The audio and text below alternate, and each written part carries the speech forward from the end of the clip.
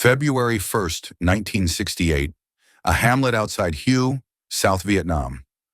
The American patrol walked into the village at dawn, boots crunching on gravel paths between thatched huts.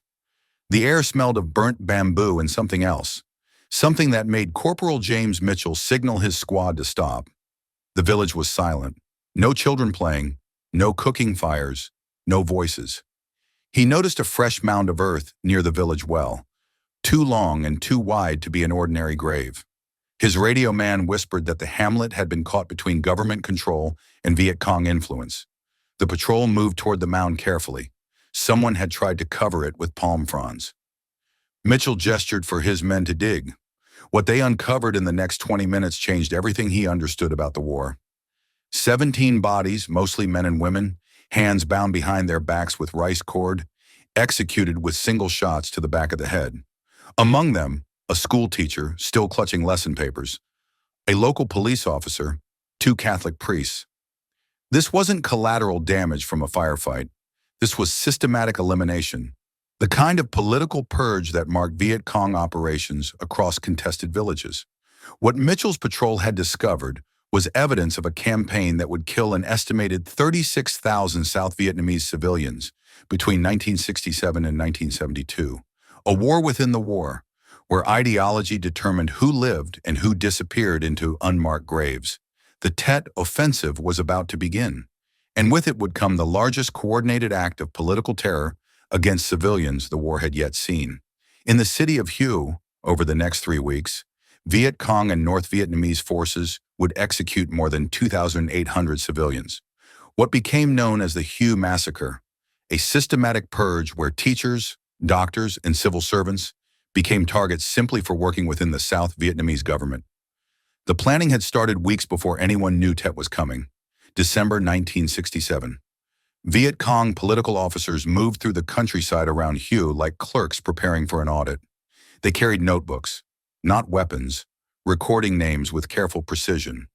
Village cadres who'd spent years embedded in South Vietnamese communities pulled out their records, cross-referencing lists they'd been building for months.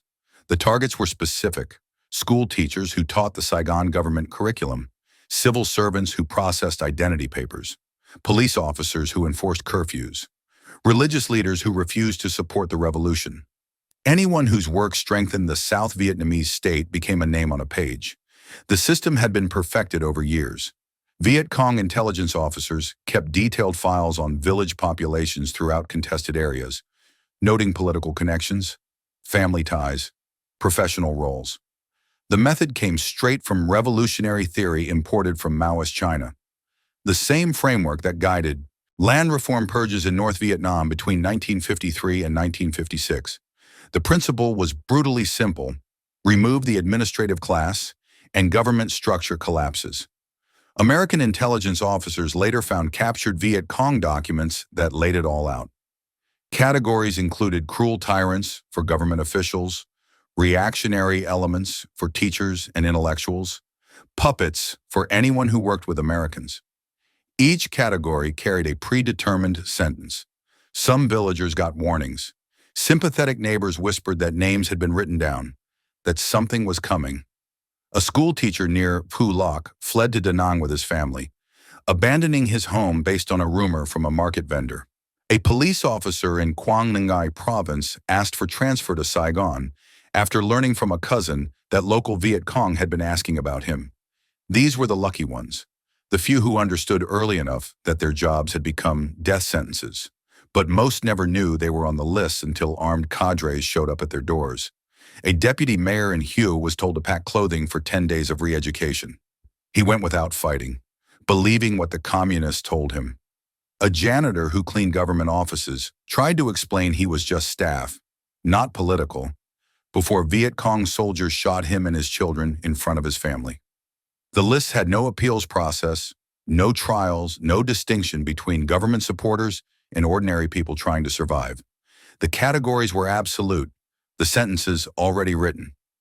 By late January 1968, as Viet Cong and North Vietnamese forces prepared for the attacks that would become Tet, execution orders were moving down the chain of command.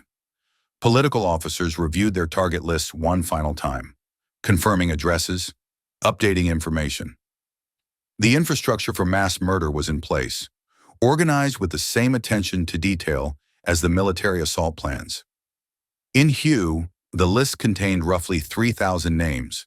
The calendar showed January 30th. The killing would begin within 24 hours. The attack came at 2:33 a.m., January 31st, 1968. A signal flare arced over the ancient imperial city of Hue, lighting up curved tile roofs and stone walls that had stood for centuries. Within minutes, North Vietnamese and Viet Cong forces poured into the city from multiple directions. The 6th Regiment hit the western wall of the citadel, while southern units crossed the Perfume River and drove into residential neighborhoods. South Vietnamese forces, their ranks thin from Tet holiday leave, scrambled to defensive positions as mortar rounds exploded across government compounds. By dawn, communist forces controlled most of Hue. The city's 140,000 residents woke to find their streets occupied by soldiers carrying lists. The occupation followed a precise structure developed specifically for this moment. Behind the assault troops came political cadres wearing VC armbands, carrying notebooks and arrest orders. They knew exactly where to go. Combat units secured neighborhoods block by block, while political officers moved house to house, checking addresses against pre-prepared lists.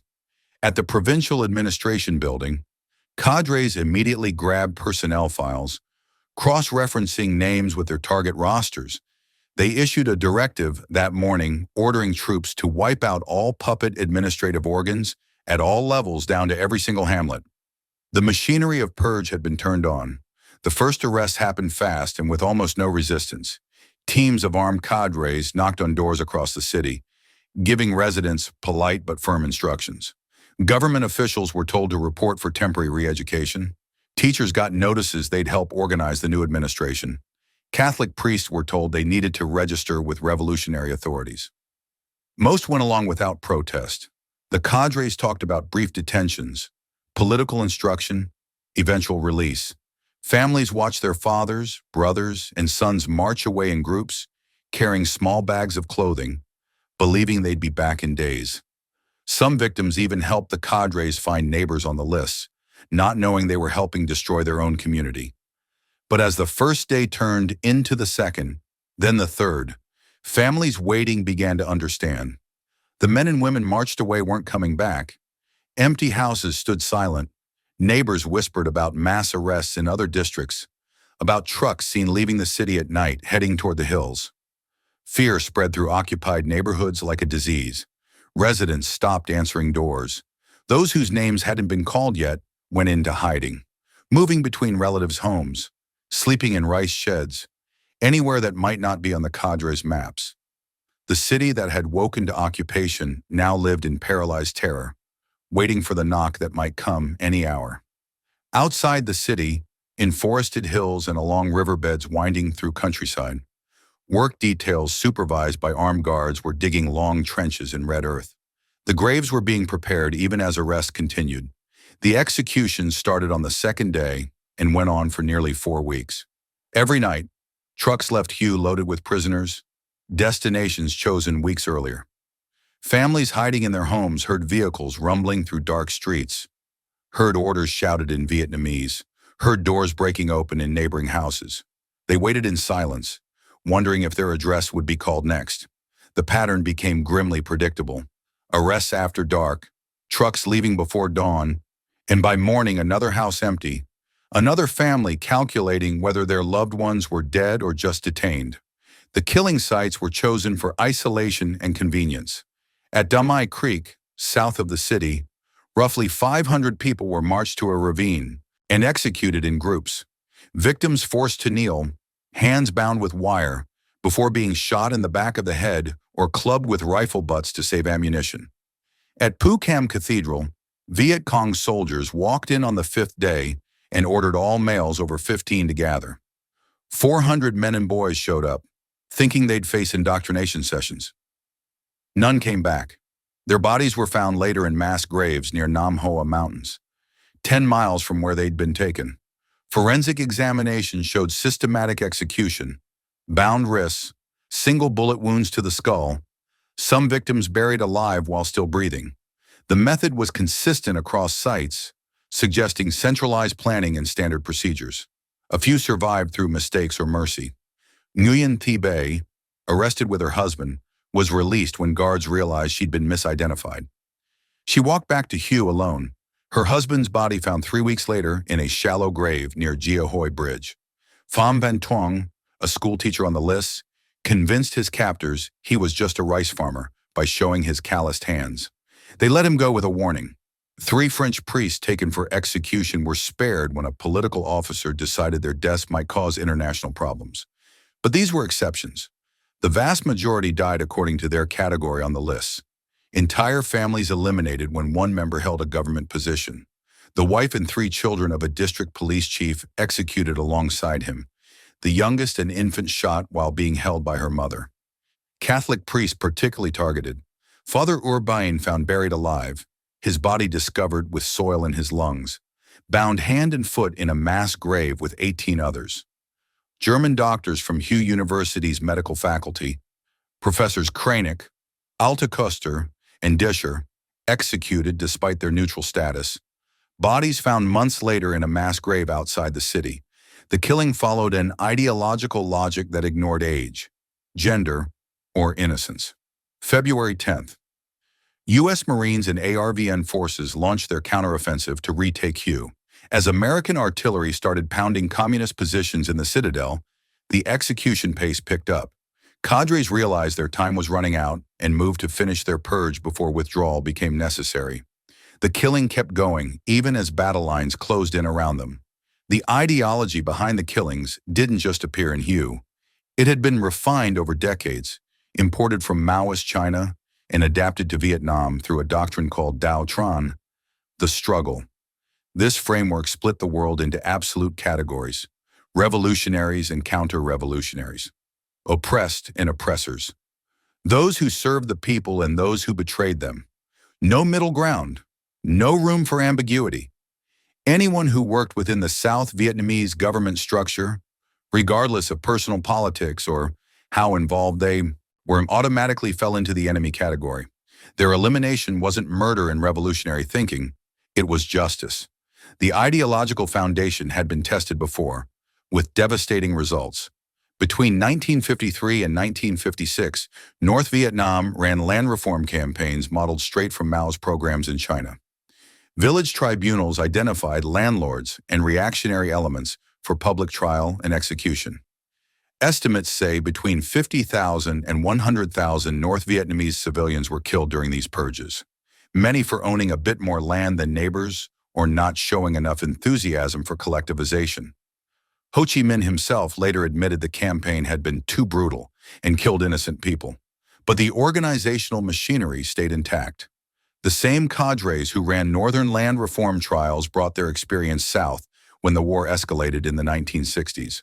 Captured Viet Cong training documents show how thoroughly this ideology had been built into a system.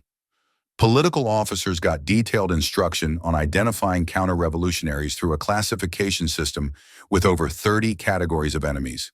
Teachers targeted because they taught government-approved curriculum. Civil servants because they ran the puppet regime.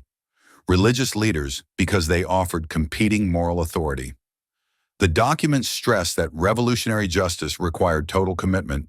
Eliminating these people wasn't cruelty but historical necessity, the unavoidable cost of liberation. Cadres running the Hue Purge believed, with absolute conviction, they were implementing justice. This belief system let ordinary people commit extraordinary atrocities. The cadres weren't psychopaths or sadists. Captured documents and later interviews show them as ideologically committed revolutionaries who genuinely believed they were serving their people. They'd been taught that counter-revolutionaries inflicted violence on the masses daily through their participation in the government system.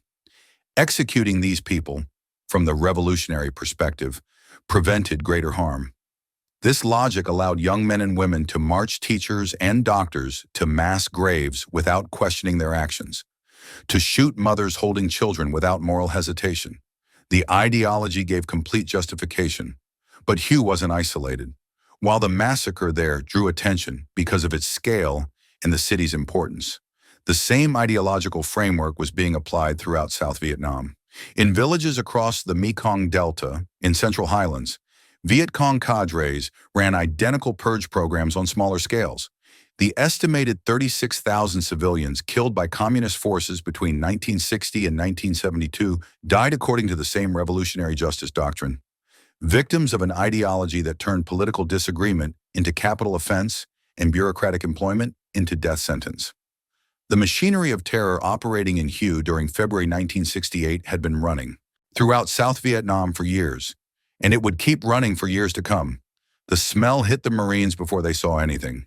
February 26, 1968, as U.S. forces cleared final resistance in Hue's southern districts, Corporal Robert Mason noticed an odor cutting through smoke and cordite. Sweet, thick, unmistakable. Death, but not the fresh kind he'd seen in combat. This was decay on a massive scale. His squad followed the scent to a shallow depression near Gia Hoi Bridge where disturbed earth showed signs of recent digging. They found the first bodies an hour later. 17 civilians, hands bound with wire behind their backs, execution wounds to the head. Over the next weeks, discoveries multiplied with grim regularity.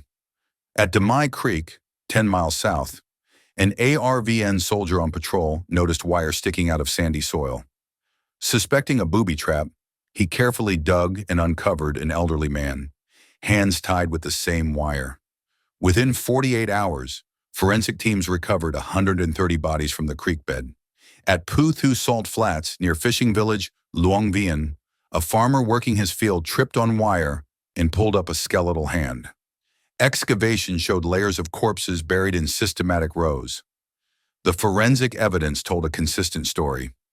Victims bound with wire or rope, single bullet wounds to back of head, some with cloth stuffed in mouths and no bullet wounds, buried alive while still breathing. These weren't combat casualties. This was organized execution. American military intelligence set up identification teams, cross-referencing remains with missing persons, reports from desperate families. The victims included Father Urbain and other Catholic priests, Professor Horst Kranek and other German medical staff from Hue University, local government officials, school teachers, civil servants. Documents found on some bodies, identity cards, lesson plans, administrative papers, confirmed their jobs. Family members identified loved ones by clothing, jewelry, physical features. By December 1969, authorities documented 2,397 bodies recovered from mass graves, with hundreds more expected as villagers reported suspicious burial sites in surrounding hamlets. A handful were found alive. March 3rd, Marines broke into a boarded warehouse and found 47 prisoners locked inside, scheduled for execution, but abandoned when communist forces pulled out. Among them, 3 American civilians working for USAID and a French priest held 27 days. Their testimonies gave crucial evidence.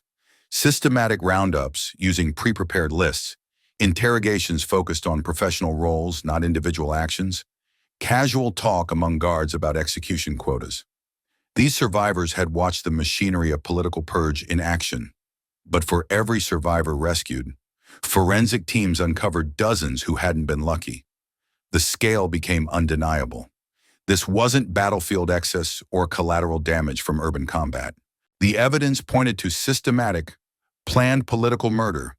Victims selected in advance, killed according to ideological categories, buried in predetermined locations. American soldiers who'd spent months fighting an enemy they barely understood now faced physical evidence of what that enemy could do when given control over civilian populations. And reports were already coming in from other provinces. Similar mass graves found near villages in Quang Ngai, in hamlets throughout Mekong Delta, in Central Highlands. The pattern repeating everywhere communist forces had temporary control during Tet. Hue wasn't an exception. It was the doctrine applied at scale. Hue was the most visible part of a campaign running for years across South Vietnam. While American newspapers focused on mass graves in the ancient imperial city, U.S. military intelligence was compiling reports from every province showing identical patterns. In Mekong Delta, village chiefs disappeared at night, bodies found days later in rice paddies with execution wounds. In Central Highlands, School teachers who refused to close government schools got visits from Viet Cong cadres. Those who kept teaching were found dead within weeks. In Quang Ngoai Province, a medical clinic serving rural communities was burned, its 2 doctors executed, bodies left on the road as warning against working with the government health system. The statistics told a story American commanders struggled to communicate to Washington. In 1961, State Department estimated Viet Cong were killing South Vietnamese civilians at a rate of 1,500 per month. By 1969, that rate increased to nearly 250 murders or kidnappings per week. Between 1967 and 1972, U.S. Department of Defense documented 36,000 murders and 58,000 kidnappings by VC and North Vietnamese forces. Thomas Thayer's later analysis said between 1965 and 1972, Communist forces killed 33,052 South Vietnamese village officials and civil servants. The pattern was deliberate and strategic. Eliminate local government infrastructure, central authority collapses. What remained were villages controlled through fear, where no one dared accept appointment as village chief or teach in government schools or work in administrative offices because those roles had become death sentences. Some communities fought back. In village Bin Hung, residents organized self-defense militia after their village chief was killed.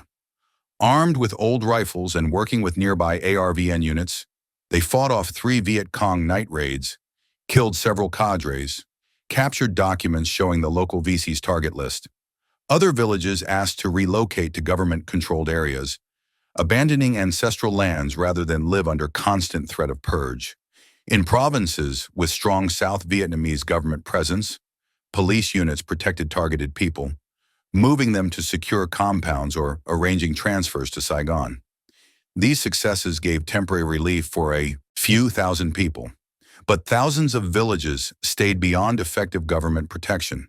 The strategic hamlet program, designed to secure rural populations, had collapsed in many areas from corruption and poor implementation. Remote villages in contested regions lived in permanent vulnerability. Knowing any night might bring Viet Cong cadres with lists and weapons, the terror campaign proved devastatingly effective at undermining Saigon's rural authority. By 1969, entire districts existed where no one would accept government positions, where schools operated secretly without official approval, where the administrative system of the South Vietnamese state had been systematically destroyed through assassination. Viet Cong controlled territory not through military occupation, but through fear of what happened to anyone who cooperated with government. Meanwhile, American public stayed largely unaware of this dimension of the war. News coverage focused on combat operations, American casualties, anti-war protests. The systematic campaign of political murder targeting South Vietnamese civilians rarely made headlines. When it did, stories were often dismissed as propaganda or mixed up with the broader violence of war. American people understood My Lai. They struggled to understand that such violence, implemented systematically over years, had been Viet Cong policy from the beginning. Corporal Robert Mason, the Marine who found the first mass grave near Gia Hoi Bridge, wrote home to his mother 3 weeks after the battle ended. His letter, kept in family archives, showed a man struggling to process what he'd seen. "We were trained to fight the enemy," he wrote, "but what we found was that the enemy had already killed their own. Teachers, priests, kids. I don't understand this war anymore." The sentence trailed off, unfinished. He never mentioned the mass graves in any letters after that. American soldiers entered Hue expecting urban combat, prepared for brutal house-to-house fighting that would define the month-long battle. Instead, many found themselves facing something their training hadn't prepared them for. Systematic evidence of civilian massacre. Interviews done decades later show patterns in how they processed what they witnessed. Initial shock gave way to attempts at explaining it away. Maybe combat casualties. Maybe bodies were planted. Maybe reports were exaggerated. Then came forensic evidence. Bound wrists, execution wounds, buried children. The explanations collapsed. Sergeant James Walsh, who helped with recovery at Demai Creek, later told an interviewer, "You can't unsee something like that. Every time I close my eyes, I'm back there, counting bodies, wondering who they were before somebody decided they didn't deserve to live." For some soldiers, The discoveries gave moral clarity in a war that had become hard to justify. Lieutenant Colonel Cheatham, commanding 2nd Battalion, 5th Marines during Hui, later said finding mass graves reinforced his belief that American forces were fighting genuine evil, not just supporting one side in a civil war. His Marine, he reported, fought with renewed intensity after discovering what happened to Hugh's civilians during occupation. Letters home from soldiers echoed this. They weren't fighting for abstract political goals anymore, but protecting people from an enemy that murdered teachers and buried priests alive. The moral uncertainty that had marked much of the war seemed briefly out to clear up. But for others, discoveries deepened moral confusion rather than solving it. How could they square fighting for a government that was itself corrupt and often brutal with fighting against an enemy that systematically executed civilians? Private David Henderson, assigned to identification teams recovering remains, wrote in his diary, "We found 17 bodies today, hands tied, shot in the head, buried in layers. Tomorrow we'll probably call in artillery on some village and kill 17 more. Different uniform, same result." The cynicism in his words reflected a broader struggle among American troops to keep moral certainty when violence seemed to come from all directions. These memories would haunt veterans for decades. In 1988, 20 years after the battle, journalist interviews with Hugh veterans showed many still had recurring nightmares about discovering mass graves. They described the smell, the sight of children's bodies, the mechanical process of digging up and identifying remains. Some developed PTSD not from combat, but from witnessing aftermath of atrocity. Their experiences complicated the war's legacy in ways combat alone never could. They'd seen what humans were capable of doing to each other when ideology removed moral limits. And that knowledge proved impossible to forget or fit into any simple story about who was right and who was wrong in Vietnam.